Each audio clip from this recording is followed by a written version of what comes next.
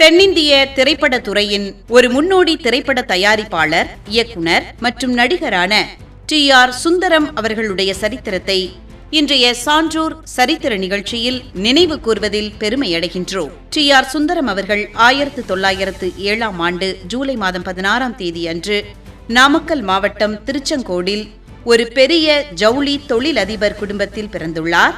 1963ஆம் ஆண்டு ஆகஸ்ட் மாதம் 30ஆம் தேதி அன்று காலமாகியுள்ளார்.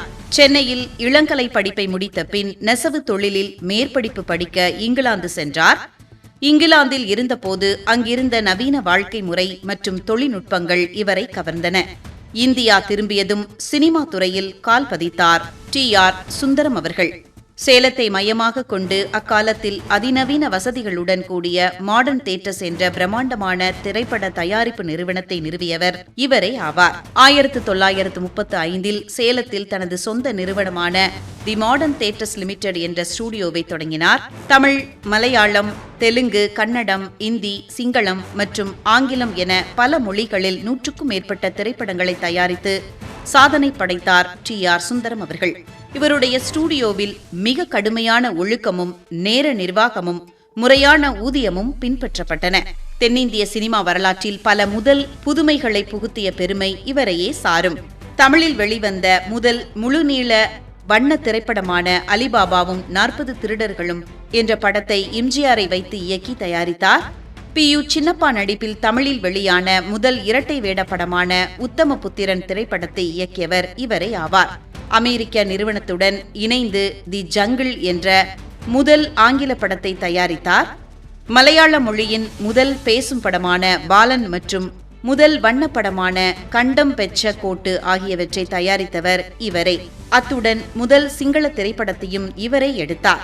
முன்னாள் முதலமைச்சர் எம்ஜிஆருக்கு ஒரு திருப்பு முனையாக அமைந்த மந்திரகுமாரி, சர்வாதிகாரி போன்ற படங்களை இயக்கினார் டி.ஆர். சுந்தரம் அவர்கள்.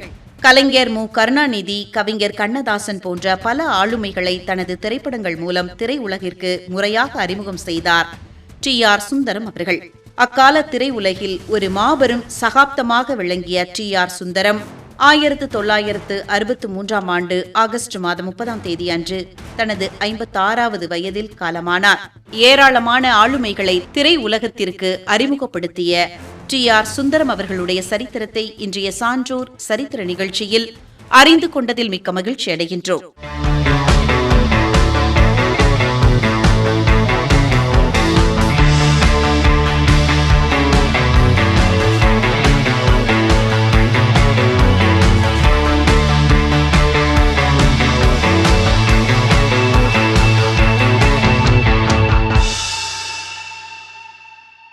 தமிழ்நாட்டின் மிக முக்கிய அரசியல் தலைவர்களில் ஒருவராகவும், அகில இந்திய காங்கிரஸ் கட்சியின் பொதுச் செயலாளராகவும், தமிழ் மாநில காங்கிரஸ் கட்சியின் நிறுவனராகவும் விளங்கிய கோவிந்தசாமி கருப்பையா மூப்பனார் அவர்களுடைய சரித்திரத்தை இன்றைய சான்றோர் சரித்திர நிகழ்ச்சியில் நினைவு கூர்வதில் பெருமையடைகின்றோம். கோவிந்தசாமி கருப்பையா மூப்பனார் அவர்களை ஜி.கே. மூப்பனார் என்று சுருக்கமாக அழைப்பார்கள்.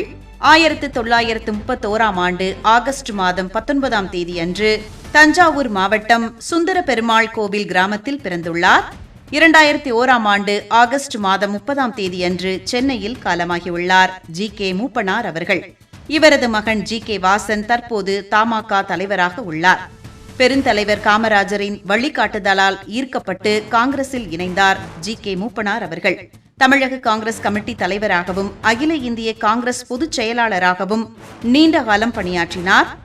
1996ஆம் ஆண்டு காங்கிரஸ் தலைமை எடுத்த சில அரசியல் முடிவுகளால் அதிருப்தி அடைந்து தமிழ் மாநில காங்கிரஸ் என்ற புதிய கட்சியை தொடங்கினார் ஜி.கே. மூப்பனார் அவர்கள்.